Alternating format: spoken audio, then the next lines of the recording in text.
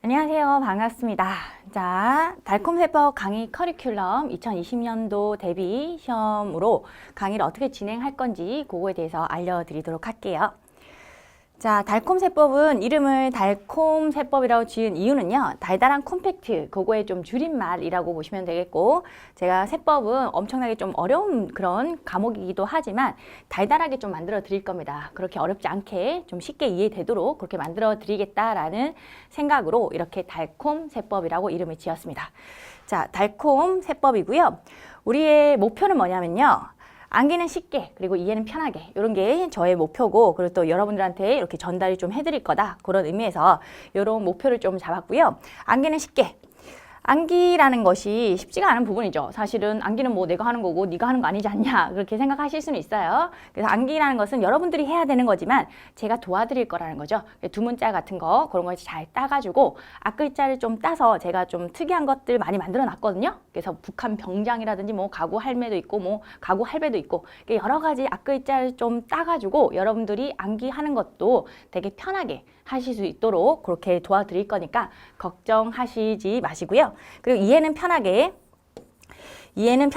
세법 같은 경우에 사실은 그렇게 어려운 과목은 아니에요. 내용 자체가 어려운 게 아니라 사실 양이 많죠. 양이 엄청나게 많다 보니까 이게 뭐 어렵다라고 느껴지는 것 뿐이고요. 실제로는 내용 자체가 어렵다거나 이해하기 되게 복잡하거나 그런 것도 아니거든요. 그렇기 때문에 제가 또 설명을 여러분들이 다 이해할 수 있도록 그런 식으로 설명을 해드릴 거니까 이해도 편하게 그렇게 할 수 있도록 도와드릴 겁니다. 그래서 우리는 암기는 쉽게, 그리고 이해는 편하게 그렇게 진행을 할 거고요.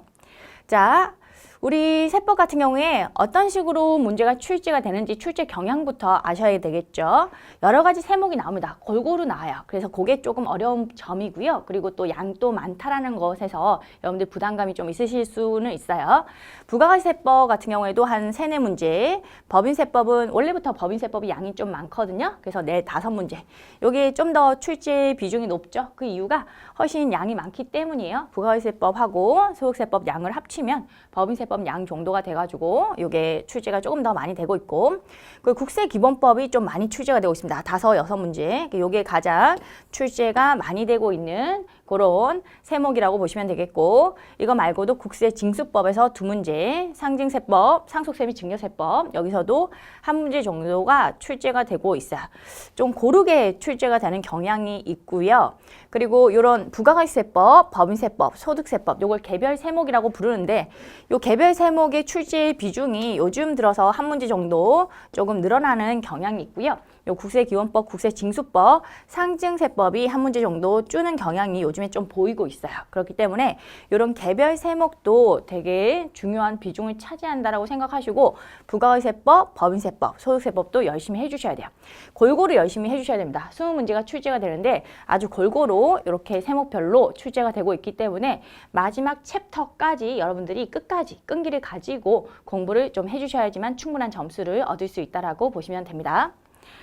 자, 그리고 이제 커리큘럼 그런 거에 대해서 좀 설명을 드릴 거예요.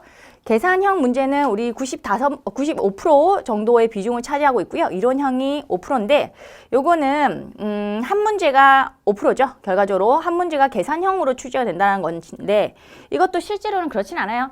이론형이 11문제 정도 출제가 되지만 이게 안 나올 때도 있어요. 계산형이 아예 안 나올 때도 있고요. 20문제가 전부 다 이론형으로 출제가 될 수 있기 때문에 뭐 계산형을 대비해가지고 너무 열심히 또 공부하시거나 그럴 필요는 없어요. 왜냐하면 대부분의 문제들이 이론형으로 나오고요.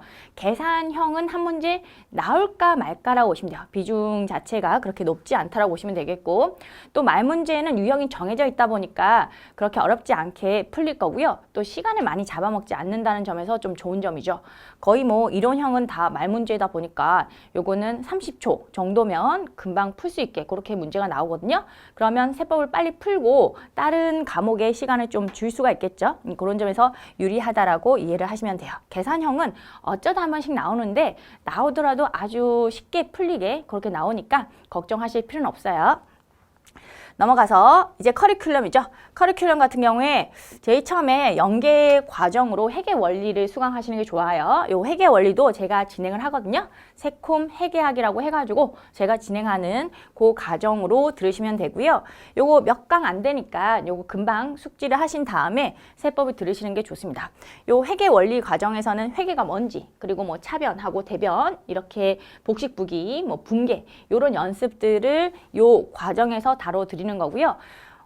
만약에 학교를 다니시면서 회계 원리 과정을 아예 수강을 한번 해보시고 이미 공부를 해봤다라고 하면 요 과정은 건너뛰셔도 상관이 없어요. 그런데 내가 회계 초짜다, 아예 뭐 회계는 잘 모른다라고 하면요, 요 과정을 꼭 들으시는 걸 필수적으로 하셔야 되겠다라는 거죠. 이걸 하고 나서 선행을 하고 나서 세법을 들으셔야 돼요. 왜냐하면 세법 중에서 요 법인세법이라는 세목이 회계하고 좀 연관된 주제들이 나오거든요. 법인세법을 알려면 회계를 어쩔 수 없이 여러분들이 알고 있어야 되고요. 이걸 잘 모르면 법인세법이 이해가 잘 안 될 수가 있어요. 그렇다 보니까 요 회계 원리를 조금이라도 수강하시는 게 좋겠고, 요거는 세콤 회계학이라는 교재를 가지고 제가 진행을 합니다.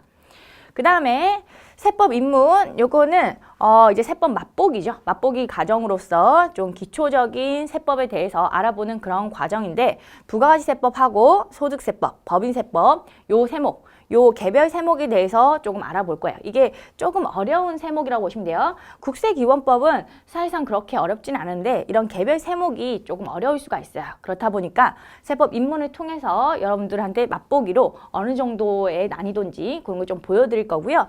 이걸 듣고 또 세법 기본을 들으면요, 그럼 훨씬 더 이해하기가 좋으실 거예요. 세법은 사실은 반복 학습이 정말로 중요하거든요. 그래서 이때 한번 다뤄드리고 한 번 더 다뤄드리면 여러분들이 기억하기도 좋고요. 훨씬 더 머리에 남으실 수가 있어요. 요거는 둘 다 이제 교재가 어떤 식으로 진행이 될 거냐면, 세법 입문은 처음 세법 요걸로 진행이 될 거고, 그 다음에 세법 기본 과정은 세법 개론 요런 걸로 진행이 될 건데, 둘 다 제가 작성한 그런 책이고요. 처음 세법하고 세법 개론이 거의 내용이 비슷해요. 비슷한데 요 처음 세법은 좀 얇은 책으로 세법 입문 과정 그거 진행할 거고요. 요거 되게 굵어요. 세법 개론은 좀 굵은데 그래도 여러분들이 사전처럼 좀 찾아보는 그런 책이라 가지고 전체적인 세법의 내용들이 다 다뤄져 있기 때문에 여기서 문제가 거의 뭐 100% 나올 거라고 생각하시면 돼요. 책이 좀 굵은 점이 단점이긴 하지만 제가 또 수업을 하면서 컴팩트하게 여러분들한테 시험에 나오는 거 그거 찝어가지고 가르쳐 드릴 거니까 걱정하실 필요는 없어요. 자, 그렇게 보시면 되겠고, 넘어가서 요 커리큘럼을 도식화 해보면요, 회계 원리라는 과정이 있는데 요거는 선행 학습을 하는 거예요. 그래서 혹시라도 뭐 학교에서 이미 회계 원리를 수강하셨다면 들으실 필요는 없겠고, 회계 원리하고 또 어떤 게 있냐면 회계 원리 요약이라고 있거든요. 회계 원리는요 12강 정도가 돼요. 강의 수가 12강 정도, 뭐 그렇게 부담스러운 양은 아니죠. 근데 회계 원리 요약은 요거는 한 강이에요. 왜 이렇게 두 개로 나눠놨냐면, 여러분들이 학교에서 뭐 40강씩 50강씩 이렇게 회계 원리 강의를 수강하고 오시는 경우도 되게 많거든요. 그 경우에는 굳이 뭐 12강 들으실 필요 없잖아요. 이게 분계 연습이니까. 이미 회계를 알고 있다라는 분들은 요걸 그냥 들으셔도 무방하다, 그런 의미에서 요거 하나 만들어 놨고요. 근데 회계 초짜 분들은 꼭 이걸 들으시는 게 좋아요. 회계 원리 12강이니까 절대 부담스럽지 않은 양이니까 요걸 수강을 하시고 그 다음에 세법 수강을 하시는 게 좋아요. 세법은 세법 입문 과정부터 시작을 할 거고요.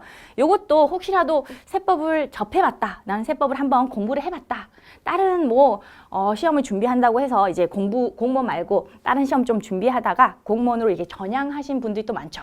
사실 제가 또 회계사 세무사 학원에서 가르치고 있다 보니까 회계사 세무사 이런 공부를 하다가도 이렇게 공무원으로 오는 경우도 많거든요. 그 경우에는 입문 과정 안 들으셔도 상관이 없어요. 입문도 요거는 필수 과정은 아니고요, 선택 과정이라고 보시면 돼요. 요거는 안 들으시고 바로 건너뛰셔서 세법 기본 과정을 수강하셔도 상관이 없어요. 근데 요거는 필수 과정이라고 보시면 되겠고, 요거는 선택적으로 혹시라도 세법 초짜분들 같은 경우에는 세법이 뭔지도 잘 모르는 상태에서 너무 낯선 세법 규정들을 공부를 하게 되면 또 이게 법문 용어다 보니까 괜히 어렵게 느껴질 수가 있거든요. 그래서 입문 과정부터 수강하시고 기본 과정을 수강하시면 훨씬 수월하게 공부를 하실 수 있을 거예요. 근데 이미 뭐 세법을 조금 알고 계시다고 한다면 요거는 점프 하시고 세법 기본 과정부터 들으셔도 무방합니다. 자, 그 다음에 기본 과정, 요까지가 이론 과정이 되겠고요. 그 다음에 문제 풀이 과정이 진행이 된다고 보시면 돼요. 기출문제. 기출문제가 거의 뭐 실제 시험에서도 80% 이상은 차지한다고 보시면 돼요. 80% 이상이 기출문제로 출제가 되기 때문에 엄청나게 중요한 거죠. 기출문제 분석을 하고 또 문제 풀이도 해보시고 그런 과정이 중요하기 때문에 여기서 다뤄드릴 거고, 이 문제 풀이 과정을 끝내고 나서는 실전 모의고사 과정이 진행이 될 거예요. 실제 시험처럼 모의고사를 한번 쳐보는 거죠. 요게 80% 이상의 기출 유형으로 문제가 출제가 되더라도 한 20% 정도는 부족할 수가 있죠. 그거를 모의고사 과정을 통해서 제가 출제한 문제를 통해서 기출하고 좀 유형이 비슷하지만 또 예상되는 그런 문제들, 응용되는 그런 문제들 그런 걸 출제를 해서 여러분들이 또 연습을 할 수 있게 그렇게 과정이 진행이 될 거니까 이렇게 진행이 된다는 거 알고 계시면 될 것 같아요. 수업 시간에 뵙도록 하겠습니다. 수고 많으셨습니다.